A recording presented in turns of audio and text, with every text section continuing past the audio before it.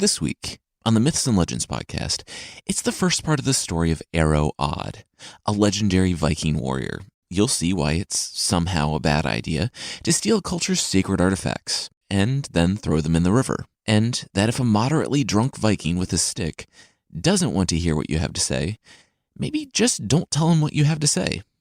On the Creature of the Week, you'll learn why it might be suspicious if gold cups float up to you the next time you're standing by the sea.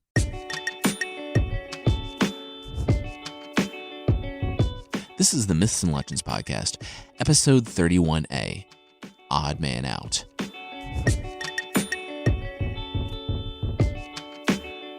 This is a podcast where I tell stories from folklore. Some are incredibly popular stories you think you know, but with surprising origins.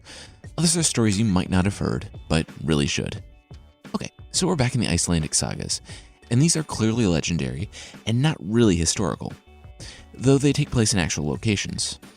We've talked about the Viking Age, and it was from about the 8th century to the 11th century in Europe.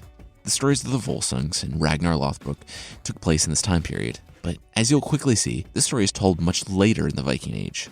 For Sigmund and Ragnar, sailing west and raiding was still kind of a novel thing, and so they were mainly fighting those whom they were raiding. This story is much different in that you'll quickly see that there are Vikings everywhere, and that our protagonist, a man named Odd, mainly fights other Vikings for the ability to raid certain places. It's a different, interesting angle. Anyway, that's enough of an intro, and we'll jump into the story.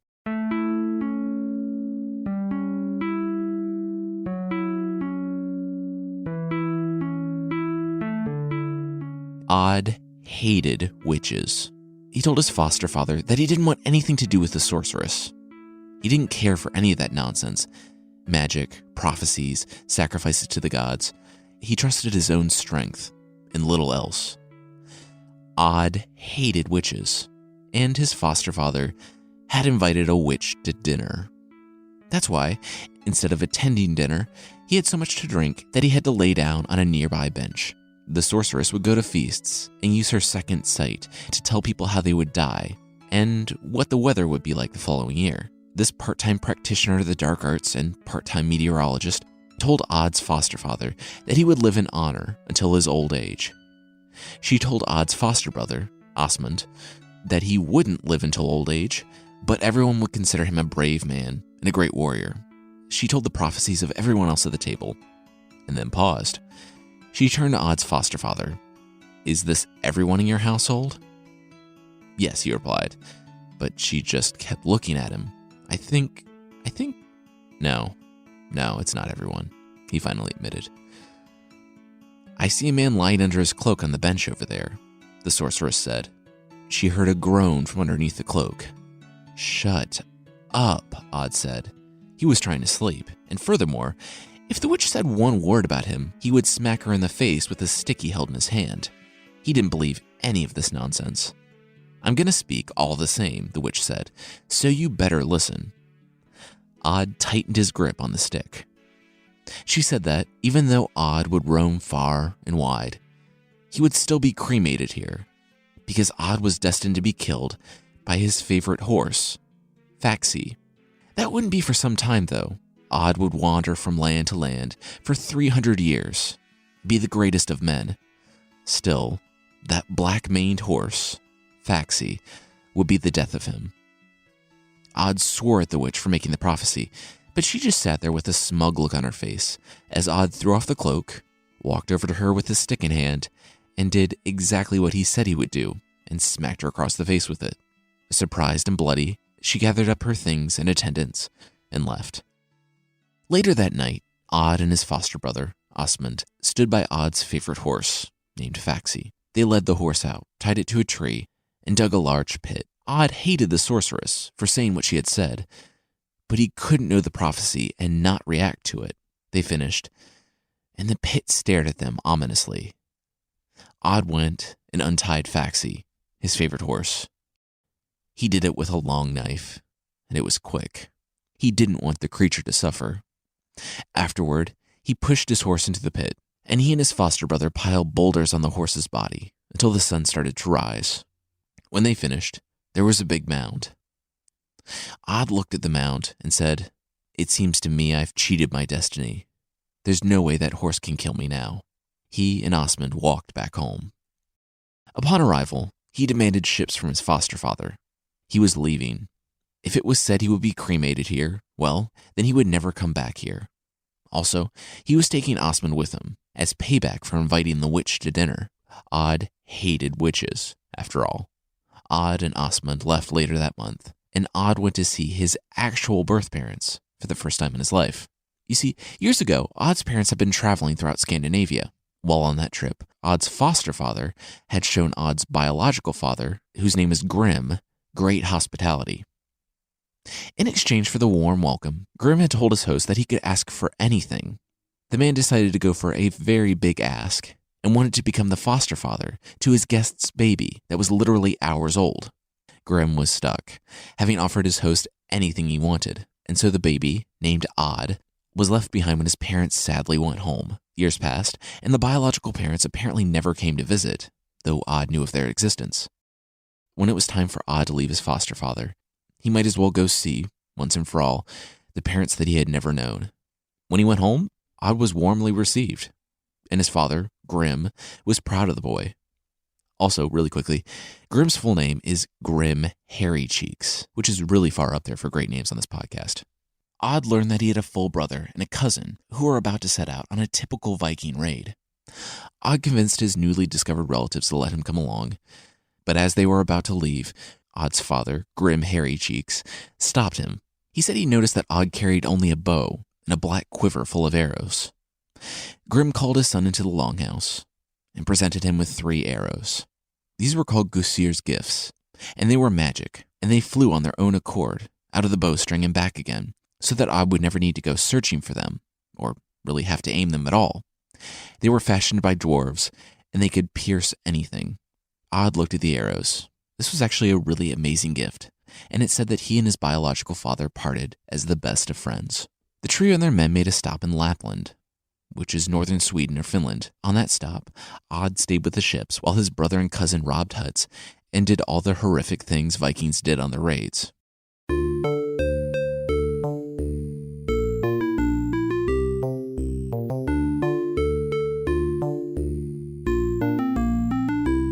The next stop was in a land known as Permia. It was in an area of northern Russia, to the east of Finland. I'll put a map on the discussion post. There, the ships anchored near an island just off the coast of modern-day Russia, and Odd took the smaller boats and went ashore with his foster brother, Osmond. But this really wasn't a village full of normal people they could just plunder. This was a strange place. They snuck inside the city, but they couldn't understand the language at all. Carefully, they found their way to a longhouse, bustling with music and merriment. Looking in, they saw something bizarre. Gathered around the tables, eating, drinking, and singing, were all manner of creatures. Men and women, of course, but also giants, trolls, and others. Hiding in the darkness outside, Odd could see a serving man who was a human and looked like he could be a fellow Norseman. Odd decided to take a risk and slunk back into the shadows, waiting for the serving man to get near the doorway. When he did, Odd sprang up behind the serving man, grabbed him, and pulled him bodily above his head. Odd made scary noises and yelled to everyone at the feast that their serving man had been captured by a troll. Because Odd was a troll. Roar. Since Odd didn't look anything like a troll, and they didn't understand him saying he was a troll, and there were actual trolls in attendance at the feast, everyone attacked. Unfortunately for the locals and the serving man, Odd used the hostage as an improvised weapon, holding his attackers at bay by whipping the serving man back and forth, until running off into the dark woods with him. He threw the serving man down when he was sure the Permians weren't following him, and he told the man that he knew the serving man could speak Norse. The serving man, deciding not to try and fool someone who could use him as a weapon, admitted that he could. He thanked Odd for freeing him. He had been captured and pressed into service by the Permians, and he had been here for years. He told Odd that the Permians kept a mound just a little ways inland, full of silver for their dead. Nothing could be more horrible than taking that, and it would also make Odd very rich. Since getting rich and indiscriminate desecration of things that other cultures hold sacred are pretty high up on the Viking to-do list, Odd decided to try this out. He returned to the ships and dropped off the serving man before commanding the largest and strongest crewmen to carry as much silver as possible from the burial mound. They unearthed the silver and were surprised to find more than they ever thought possible, and walking back with their loot, they were even more surprised to see an angry mob running up behind them. They jumped off the road into a forest. It was then that Odd realized that, despite going into enemy territory to desecrate a burial site, he left his bow and magic arrows back at the ship. He used his axe to cut a club from the tree and waited for the mob. But then, the mob stopped, and the serving man walked out to the forefront. He had given Odd's brother and cousin the slip, and went and warned the Permians of what Odd was doing. Now, this mob just wanted to trade with Odd. Odd should just come back to their village with all of his men. Maybe leave your weapons behind too. Odd looked at the serving man. Really? No, we're not doing that. It's obviously a trap. The serving man shrugged and said, well, he tried, and ran back to the Permians, who attacked en masse. Odd and his Viking friends held their ground with what weapons they had, and eventually the Vikings chased off the Permians with only a few losses from their small band. And they rowed back to the main ship with the sacred silver. Having seen the army, though, they didn't want any more trouble. They had gotten their treasure, so they just wanted to leave. They loaded the silver on their Viking ships and sailed off. Unfortunately, though, sailing further down the coast, the Vikings encountered an extreme storm. They correctly deduced that it was a result of the silver they had stolen. They dumped the silver pieces overboard, and since dumping it overboard was not taking it back to its rightful place, they found that the storm did not stop. Seeking safety in a small harbor in an island off the coast, they beached their ships and began exploring. Odd killed a bear, and since they had time before the storm stopped, he decided to stuff it and set it up there on the coast. They stayed there for days until, on the mainland across the water, they saw another strange sight. There on the coast, men, dwarves, trolls, and giants gathered together around a large fire. Figures were coming from miles around, and Odd had an idea. He took one of the rowboats and made his way quietly to the mainland. Donning his cloak to hide his face, he heard a giant addressing the group. The giant apparently spoke Norse and said that some little children had desecrated a burial site and were squatting on that island there. Odd knew that they were talking about his Vikings. The chief asked for volunteers to go exterminate the invaders. A giantess spoke up, saying that she would be glad to do so. Odd looked at her. She was perhaps 30 feet tall and monstrous. Odd had to warn his Vikings immediately. Odd made it back to the island, but only just in time. He could see, in the twilight, a giantess wading across the narrow channel between the island and the mainland. She was massive and swaying with each step, but she didn't go for the men. She went for their ships, picking them up by the prows and shaking them so much that they were about to fall apart. Odd improvised and ran to the large, stuffed bear that he had killed earlier and left on the beach. The creatures weren't afraid of the men. Odd had to give them something unknown to be afraid of, so he lined up his arrow behind the bear's head and shot one of his magic arrows through the bear's mouth toward the giantess. She tried to catch the gold-feathered arrow with her hand, but it went right through her palm, through her eye, and right out through the back of her head. Odd did this with a second arrow as well. The giantess, and yes, she was still alive, fled back across the channel, telling of the Viking teddy bear that could spit arrows and who was holding the island for the Vikings. There was a bit of a stalemate then, and a giant chief in Permia could see the future. He knew of Odd, the son of grim, hairy cheeks, and he knew that the man would live for 300 years, so he probably wouldn't die anytime soon. The chief sent an envoy to make peace with the Viking leader. Odd and Asmund went to see the giants. The giants invited them to a feast, and Odd was seated next to the chief and his wife. The giant told Odd that he was destined to leave this place, so the giants wouldn't fight it. He would give Odd favorable weather. Hey, the giant added, nice magic arrows. I'm going to give you a nickname here that you'll go by for the rest of your life. From this day forward, you'll be Arrow-Odd, because your name is Odd, and you have cool arrows. Oh, you don't need to show me. I can see them just fine in your quiver. Yeah, nice bow too, and really, you don't need to give me a demonstration. Yeah, that point looks sharp, but why are you stringing the arrow? I I know how bow and arrows work. Uh-oh. Arrow-Odd wasn't about to flee from the giants just because this one was asking him to leave. He shot an arrow right at the giant leader's head, in the middle of the feast. Unfortunately for Odd, the giant dodged it. Fortunately for Odd, no one else saw Odd shoot the arrow, so when the giant leader dodged it, his head slammed right into his wife's. Not one to take any violence from her husband, she punched him in the face. The husband struck back, and half of the giants in attendance at the feast took the male giant's side, and the other half the female giant's. It erupted into a full-on brawl, and Odd and his foster brother, Osmond, slipped out safely, though not before Odd fired 2 of his magic arrows into the eyes of the giant chieftain. Odd and Osmond returned to the ships and gathered everyone together to go home. For the next several days, however, they had absolutely terrible weather, the giant's blessing not really holding up, given his multiple arrows to the head.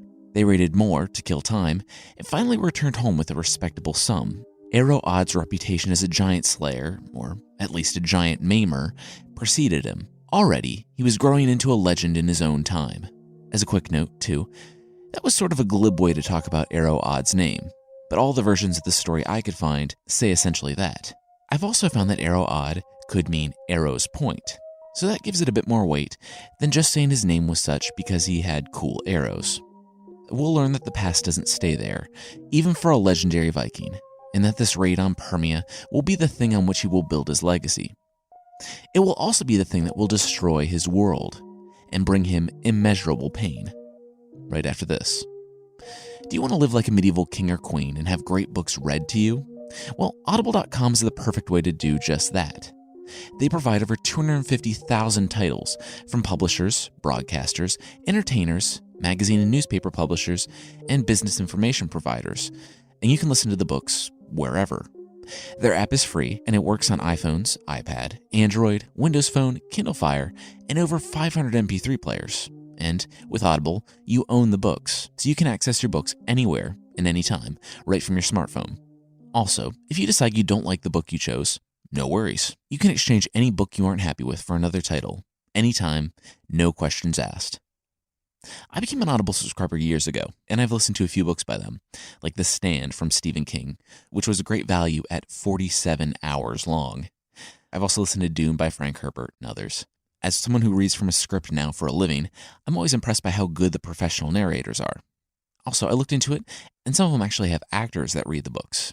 I found that Ian Holm, the actor who played Bilbo in the Lord of the Rings movies, is a narrator on an audiobook version of Lord of the Rings, and, perhaps way too appropriately, Aidan Gillen, the actor who plays Littlefinger on Game of Thrones, narrates The Art of War by Sun Tzu.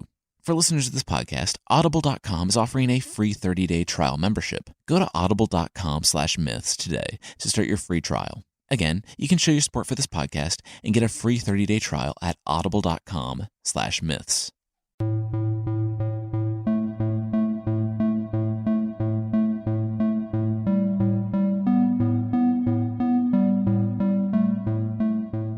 A year or two later, Arrow-Odd was sailing for Sweden. He had turned his attention from killing helpless villagers to killing other Viking leaders and absorbing their men and ships into his raiding party. I had a joke lined up where Odd was like the Dexter of Viking leaders, killing other Vikings instead of peasant populations. And while he kind of was, they all were around this time. They raid villages, but at least in these stories, it seems like they devote more time to fighting each other, like the non-seafaring populations were just resources they competed over. Anyway, Odd's ranks now swelled into the hundreds, and he heard of 2 remaining powerful Viking leaders, named Hjalmar and Thord. Making their way to Sweden, Odd, his foster brother Osmond, and their Vikings saw the fires of Hjalmar and Thord on the beach, and they decided to try and make this a quick battle. From the darkness of the ocean, Odd and his men uttered their war cry and waited for the other Vikings to flee. The opposition didn't run when they heard the Viking war cry of Arrow-Odd, but calmly continued playing their games. Odd smiled. Maybe he had finally found someone who would be a challenge. The next day, Odd and his men came ashore to Sweden and walked up to the camps of Hjalmar and Thord, ready for battle. The 2 Viking leaders weren't surprised and asked Odd how many ships he had. "Just 5? That's cute. We have 15, they scoffed. "Okay, we can have 10 of our ships sit this one out, but we all need to fight man to man here." Everyone agreed that this was reasonable, and they commenced with fighting to the death. But it was a stalemate. As the sun was setting, Odd met with Hjalmar and Thord. Same time tomorrow? They agreed, and everyone went to bed. The next day, they fought to a stalemate again, and again took the night off. On the third night, just as the battle was about to start, Thord said, "Wait, you guys have a lot of treasure, right?" Odd looked at him. "No, we don't have anything. It's been a bad summer." Odd looked at them and their many ships and said, "You guys have a lot of money though, right?" Thord laughed. "Us? No, not at all. Wait, why are we fighting? This is a huge waste of time when we could be out there pillaging. Is this just to see who's stronger?" Odd and Hjalmar nodded. "We are so dumb," Thord said. "You know what we should do? We should pool our resources. Instead of fighting each other, we should just have a massive raiding party of 20 ships and thousands of people." Odd and Hjalmar looked at each other and shrugged. Okay, they came to the conclusion that if 2 days of straight fighting didn't answer the question of who was stronger, many more days wouldn't be especially decisive. The men, likely breathing a sigh of relief that they wouldn't be fighting to the death again today, greeted their former adversaries as their new comrades. Hjalmar had a few house rules for his raiding, though. Good guy Hjalmar didn't rob peasants or merchants, except sometimes. He definitely didn't ever rob women, though, and it was law among his men that women shouldn't be brought to the ships, unless they wanted to come. Anyone who carried off a woman against her will would be put to death. Also, and this was super important for some reason, no one was allowed to eat raw meat. As was apparently a habit of Vikings, men would squeeze raw meat in a bit of cloth and call it cooked. And that was that. No robbing or raping of peasants, and most importantly, no eating of raw meat. It's gross, guys. Odd said that he could live with those laws, and they joined forces. And over the course of their raiding, Odd, Hjalmar, and Thord became closer than brothers. And together they pillaged and became rich. They spent the winter with a king in Sweden and then traveled across the sea to Scotland and raided and burned lands until the people paid them to stop, as was a custom at the time.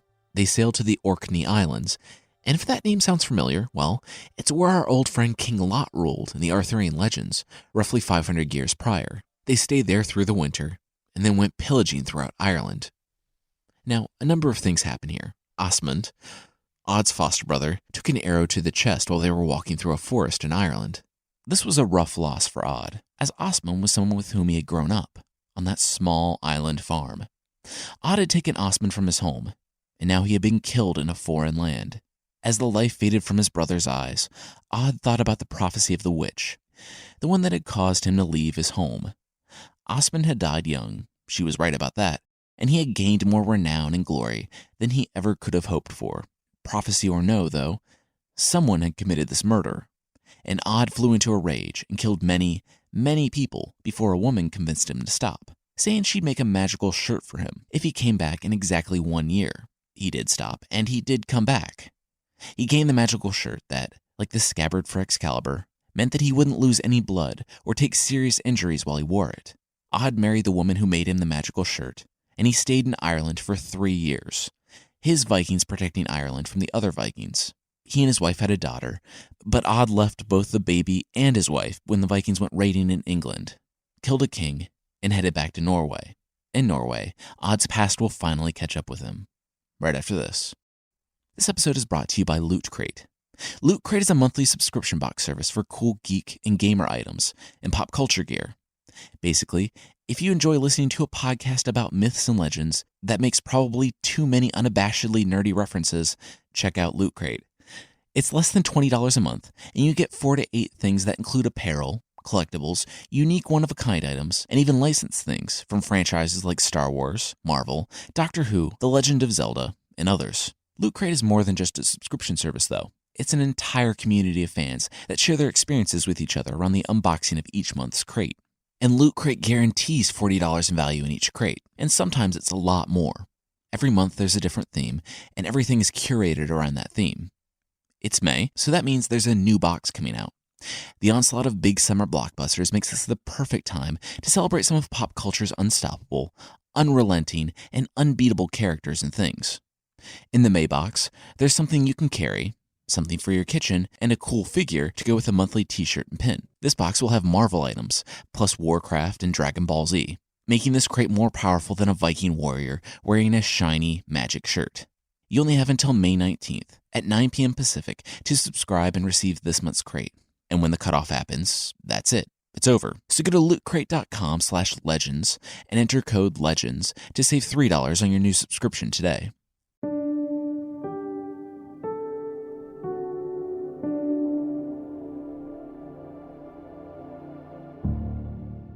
Figuratively resting on his laurels and literally resting, Odd was lying on a beach in Norway. He had 10 ships nearby, and he and his Vikings saw 20 Viking ships with black awnings approaching.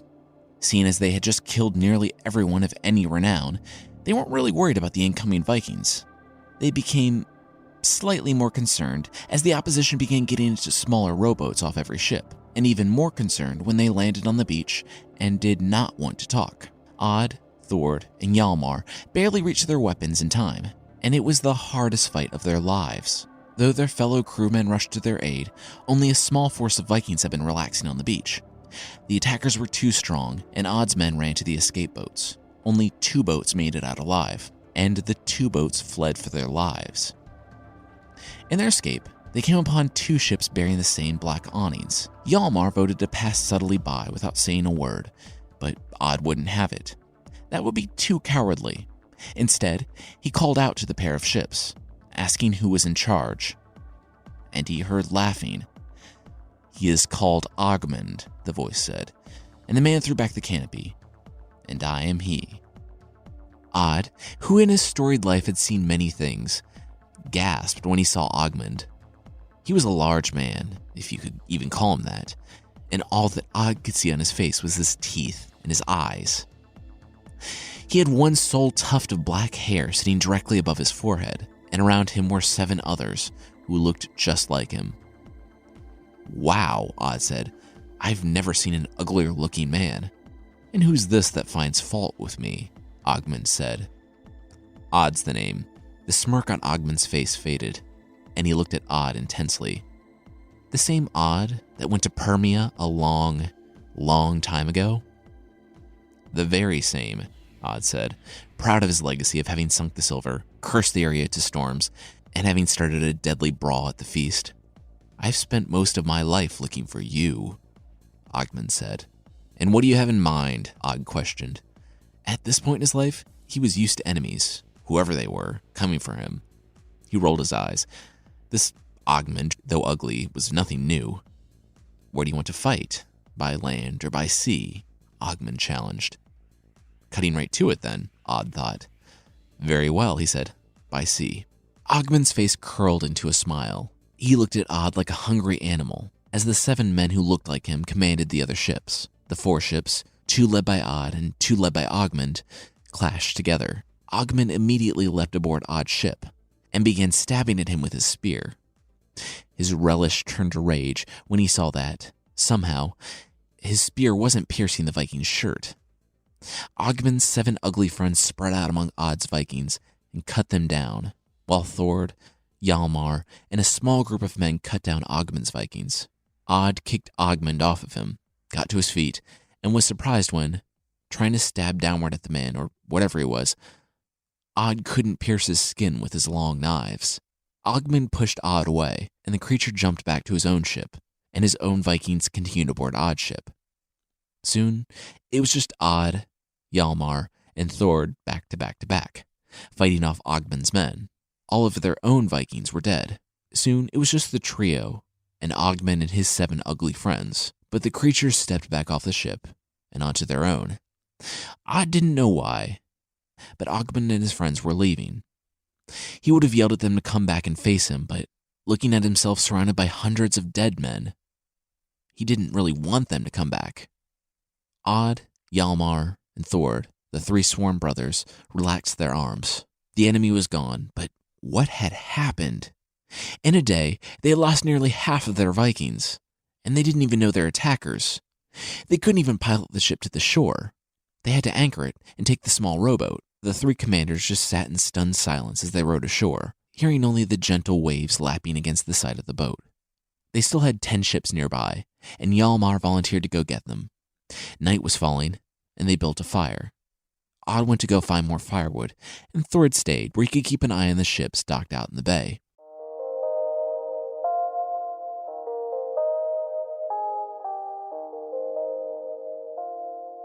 Odd was eager for the fire as he walked back to their little camp. It was basically fall, and there was a chill in the air. He was surprised when, returning, he didn't even see the small campfire glowing near the coast. He just saw a smoldering pile of ashes. He called Thord's name, and that's when he noticed the blood littering the ground. He pulled out his bow and magic arrows, ready for a fight. His eyes scanned the tree line, but then he saw that the blood wasn't random, but formed a path. By the fact that Thord hadn't responded, Odd suspected the worst. His suspicions were confirmed when, following the blood to the trees, he saw Thord's cold corpse doubled over. Odd felt his friend. He guessed that he'd been dead almost since Odd left. He pulled his friend back to the fire and saw the black spear that had been driven through his back and out through his stomach. It had obviously been a surprise attack, and Thord had tried to crawl away before succumbing to his injuries. Odd knew who had done it. The spear was the same one Ogmund had tried to kill him with earlier that day. Someone doesn't thrust a spear at your chest half a dozen times without you being able to pick it out of a lineup. Worse, Ogmund had robbed Thord. He had taken the rings off the man's hand. It was disgusting and shameful. More of a trophy than anything. Odd quietly built up the fire, alone. When Hjalmar returned with the rest of their men, they cremated their sworn brother and scattered his ashes on the water. Going back to the ships, they didn't say it, but both of them were thinking it. Who was Ogmund?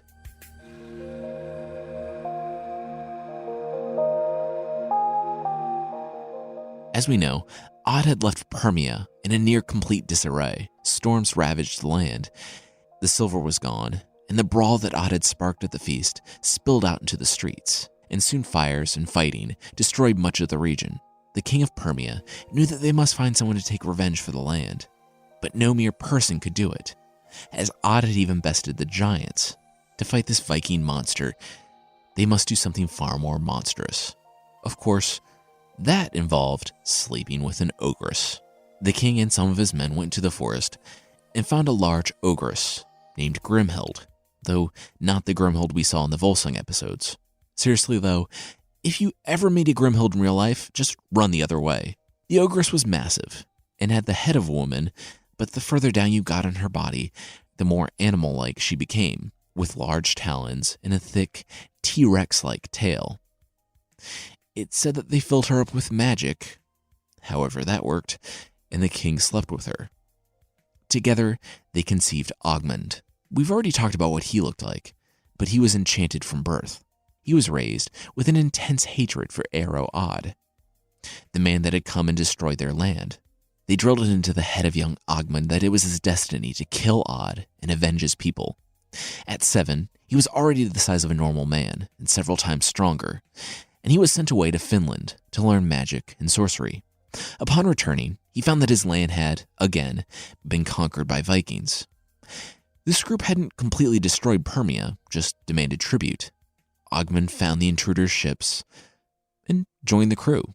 He learned all about sailing and raiding villages. He spent 5 years under the tutelage of this Viking leader, and the leader even cared for Ogmund so much that he didn't demand a tribute from Permia. In addition, he was planning to make this monstrous troll his adopted son. Ogmund played the part until he felt he had learned enough, and then, one night, he went into the Viking leader's quarters on the ship and stabbed him to death.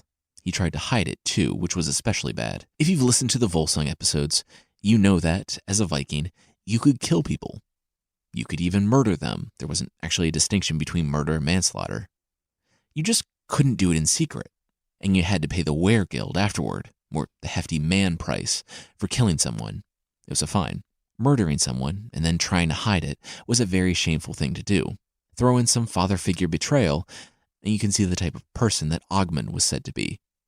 His land, Permia, had some baggage when it came to Viking conquerors, so I can kind of see why he didn't want to serve under one. Of the leader's 18 ships, Ogmund took just 2 that were fully outfitted and dispersed the others. Ogmund went home a hero, and he was strengthened with witchcraft and sorcery so that ordinary weapons couldn't hurt him. For days, people performed dark rituals over him so that he was powerful unlike anything on earth. Then he went off in search of the man he was raised to hate, Arrow-Odd. He conquered other Vikings as he traveled west until, after a few years in the water, he finally heard a rumor that Odd was back from England and that he was in Norway. After the battle, and angry that it had ended in a tie, Ogmund had returned in secret, but found only Odd's sworn brother, Thord. Not wanting to miss an opportunity to add a little bit of pain to Odd's life, he shoved a spear through the man's stomach and left. He would return for Odd, but for now, he was content to remain a specter of Odd's destructive past, haunting the fringes of his awareness.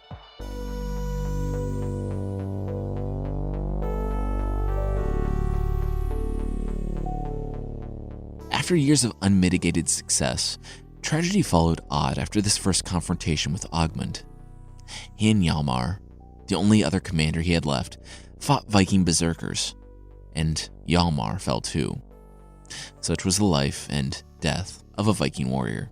Something changed for Odd after he met Ogmund. His sworn brothers Hjalmar and Thord were dead, and his number of ships vastly reduced. Still, he and his Vikings sought Ogmund everywhere, but they couldn't even find mention of the monstrous troll. Also, as a quick note, the Norse sagas aren't remarkably consistent when it comes to denoting the differences between giants, ogres, and trolls. They shouldn't be considered the same thing, though. Giants and ogres are distinct types of beings. We've talked about the giants, or the Jotnar, and the ogres are like an in-between creature between giants and men. They are abused and mistreated by the giants, and as such, they abuse and mistreat men. Trolls, in some cases, are their own creature, but in others, like in the case of Ogmund, are just a term for a supernatural creature that's evil and abnormally strong and ugly. Odd felt cursed. He continued to lose Vikings and friends until his forces were finally crushed and he was captured. He managed to escape, but only with his life, and he met up with his biological brother, who took him in. Odd was baptized on the condition that he didn't need to change his life at all, and his brother tried to keep him there. But he slipped out one night, with barely any provisions. He remembered the prophecy from when he was young, that he would live for 300 years. He finally understood the tragedy in it, though. He might live, but he would need to watch everyone around him die first. Not only that, but he seemed to curse those around him and hasten the deaths of those closest to him. He wandered the wilderness of Scandinavia alone. He did this for years. Odd's life, though solitary, wasn't boring, and he eventually found his way to Jotunheim, or the land of the giants, where he was mistaken for a little baby and allowed to sleep in the room of the daughter of the giant prince. They fell in love, and she became pregnant with a son. Odd was leaving, but he told her to send him his way when he turned 10, much in the same way Cuchulainn did. Leaving Jotunheim, Odd was living off the land again, in the forests, when he ran into a famed Viking leader in the woods. The Viking knew Odd by the sight of him, and the leader was saddened by how much Odd had fallen. Furthermore, Odd learned that, in the years of his absence, Ogmund was only growing in power. He was defeating other Viking leaders, and he had grown to the point where people were saying that he was better than Odd, Hjalmar, and Thord had been in their heyday. Worse yet, Ogmund, tiring of searching under every rock himself for Odd, let his mother loose in England to try to find and destroy Odd. Odd shook his head.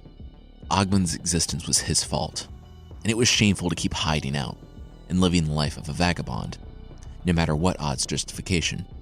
He finally had to do something about this troll. Since Odd didn't have any Vikings working for him anymore, he presented no threat to the leader who had found him in the woods. So the stranger invited him to join his band.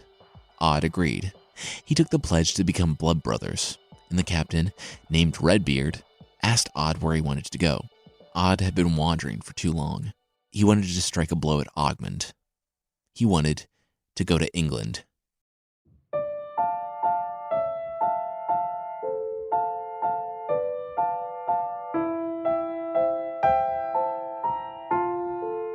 They'd been off the coast of England for weeks, and Odd was sleeping in one of the ships during the day while a group was raiding and swimming just inshore.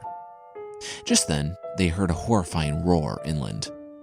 and Odd snapped wide awake. Amid the sounds of manly Viking screams somewhere in the forest, Odd ordered his men to row closer to shore, but when they finally reached land, there was only silence. Suddenly, they heard someone breathing heavily, and one of their Viking crewmen emerged from the forest, stark naked and gripping his clothes. They had been swimming after all. His toe caught a rock the wrong way, though, and he went sprawling onto the sand. Then they heard the crunching of sticks and undergrowth. Something big was coming their way. They couldn't see what it was through the trees. Just two massive talons shooting from the tree line, hooking the fallen Viking through his back. The man screamed as he was dragged back into the forest, but his screams were brief. Odd's crew started rowing frantically back out to sea when Odd himself jumped off the ship, his bow and magic arrows in hand. They had found her. It was Ogmund's mother, and the time had come for him to kill her. That's it for this week. Next week we'll finish the story, and we'll see Odd continue to try to escape the consequences of his past. The fight between Odd and Ogmund will stretch out through the centuries. We'll also see if that witch with a bloody nose was right in saying that Odd's favorite horse would kill him. I want to say thanks to Bethany P., Robin K., Kimberly L., Brian B., Jamie K., Grace T., Christian C., Deanna G., Alexandra C., Ryan B., Whitney L., Veronica V., Rachel B., Jenniger K., Joanne S., Ryan B., Luke R., Zachary S., Catherine Z. B., Molly H., Wendy B., Jonathan B., Alicia B., Kyra R., Connor S., and Darren C. for becoming members on the site in March of 2016. Really, thank you. It means so much. And it is a huge and amazing help to keep the show weekly and free. Also, there's a membership thing on the site. For less than the price of an inflatable beard, you can support the show and get extra episodes and source pack ebooks that won't make your face sweat and get you weird looks on the bus. If you're interested, check out support.mythpodcast.com. And also, just a quick announcement, the anniversary episode is being postponed from this Friday. It's definitely happening, but it'll take an extra couple of weeks. I've been getting some good questions and different readings in the stories, so I want it to be a good full episode. And that means there's more time. So if you have a different take on the stories, or if you have any questions you want to ask, just let me know. The creature this week is the Drac, from English and French folklore, and the Drake from Scottish folklore. They are water creatures. Special thanks to Luke and Siobhan for help with the pronunciation for this one. These creatures can shapeshift into gold cups and rings, or the somehow equally enticing wooden plate, and they'll float on top of the water. If you grab at the gold or wooden plate, watch out, because the creature will turn back into its original form and might just pull you in. I say might because they target an incredibly specific demographic. Basically, they only grab lactating women. They will grab the woman and pull her under, taking her to the underwater fairy kingdom, and the creature will make her spend up to 7 years breastfeeding its children. They can assume human form, but only really seem to do it to visit the market and do some light shopping. Their true form is a large purple blob floating on the surface of the river. If you want the gold, you just have to say a blessing over it, and the Scottish version of this creature will be trapped in the form it took, and you'll get to keep your gold, or wooden plate. Another way to avoid this creature? Don't grab at gold that somehow floats on top of the water. So yeah, sorry, it just became more dangerous to grab at gold rings in rivers, even if you're not fishing with your friend Smeagol on his birthday.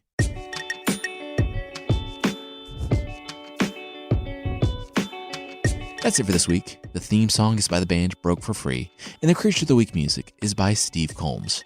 Links to other music I used in the show notes, and there's a discussion post on the site for this story. Thank you so much for listening, and I'll see you next time.